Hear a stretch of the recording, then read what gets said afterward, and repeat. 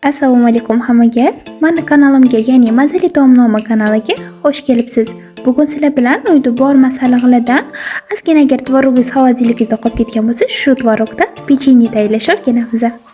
Pechenyemiz uchun kerak bo'ladigan masalliqlarning barchasini video описаниесida yozib qoldiraman. Hozir men xolodilnikimda bor chiqadigan masalliqlardan sizlarga pechenye tayyorlashni ko'rsatib beraman. Buning uchun bizga quyidagi masalliqlar kerak bo'ladi: smetana, qatiq, sariyog' yoki margarin va shakar, albatta chayni soda va tvorog kerak bo'ladi. Unimizni 3 piyola un elib olib, margarinimizni ustidan qirg'ichdan chiqazib olamiz. Margarinimizni muzdek holatgacha qirg'ichdan chiqazib, shunaqa un bilan uqalib olamiz. Kamochkalari qolmagunigacha yaxshilab aralashtirib olamiz qo'limiz yordamida. Va ustiga 100 gram shakar solib olamiz va bitta choy qoshiqda choy sodasi ham sovurib, yaxshilab aralashtirib olamiz. Yaxshilab aralashtirib olganimizdan so'ng bizda boyga qatig'imizni hamda smetanamizni 100 gram bo'lgunigacha bir-biriga aralashtirib olamiz. Ya'ni mana smetanam ozgina kamroq edi, shuning uchun 100 gram bo'lgunga qadar ustiga qatiq soldim va 100 gramli massani xamirimga solib, yumshoqqina xamir qo'rvoman. Ushbu xamirimizga umumiy hisobda 3 ta piyola un ketadi. Agar orada xamiringiz yumshoqlik qiladigan bo'lsa, ozgina miqdorda un sepib olishingiz mumkin. Tayyor bo'lgan xamirlarimizni ikkita zuvalaga bo'lib olamiz va yaxshilab zuvala holatga keltirib, paketga o'rab, tindirgani qo'yamiz.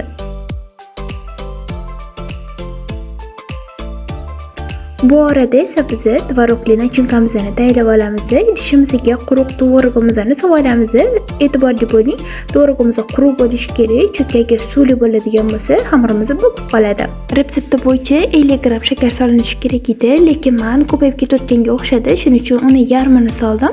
Unda ham juda ham zo'r chiqdi. Tvorogimiz bilan shakarimizni yaxshilab aralashtirib olamiz va bir chekkaga qo'yamiz. Xamirimizni endi xuddi shunaqa videoda ko'rsatilganidek qilib yoyib olamiz.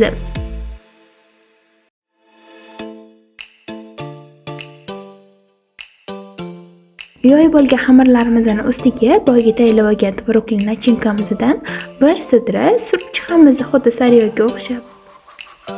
Xuddi shu kvadrat qilib yoyib olgan xamirimizni ro'parosi ikkiga bo'lib olamiz va xuddi men ko'rsatganimdek qilib rullet shaklida o'rab olamiz xamirlarimizni. Rullet shaklida o'rab olgan xamirlarimizni videoda ko'rsatganimdek qilib kesib chiqamiz. Oralari shunaqa tvoroglar ko'rintirishi kerak bo'ladi.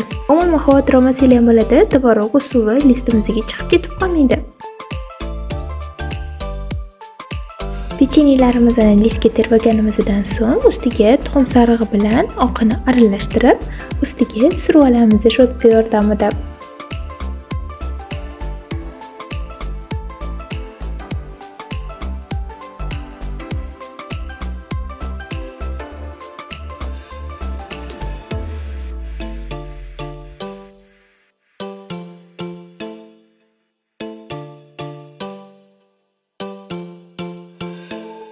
Surib bo'lganimizdan so'ng vilka bilan shunaqa izchil chiqsak, xuddi bolaligimizdagi ko'rinishga ega pechenyelar hosil bo'ladi. Tayyorlab olgan pechenyelarimizni 20 daqiqa davomida 200 gradusda pechda pishirib olamiz.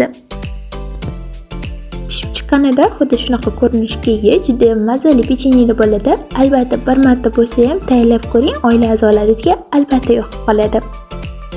Meni tvorogni umuman yoqtirmaydigan o'g'lim ham juda ham yaxshi ko'rib yedi shu pechenyelarni. Sahifamda bundanda mazali va foydali retseptlar bilan bo'lishib boraman. Albatta menga obuna bo'lib qo'yishni unutmang. Har bir narsa pishirganimdan keyin lislarim shunaqa yomon bo'lib ketardi, lekin men buni bitta zo'r yechimini topdim. Atigi 10 daqiqaning ichida hech qanaqa kuch sarflamasdan, umuman ish qilmasdan turib, lislarimni top-toza qilib olaman shu bavi yordamida. Ishoninglar, effekt shunaqa zo'r ekan, listimizga xuddi shunaqa bavi parashokini sepib olamiz va ustida qaynoq suv so'rasak, bo'ldi, tayyor. Men 2 soat ish qilib, ivitib o'tiradigan vaqtim o'rniga bavi 10 daqiqada hammasini uddalayapti. 10 daqiqa ichida listimizdagi chirklardan tortib, yopishib qolgan barcha shirinlargacha hammasini ko'chirib chiqadi shunaqa ko'prigani orqali va listimiz top-toza. Siz ham albatta bavidan foydalanib ko'ring.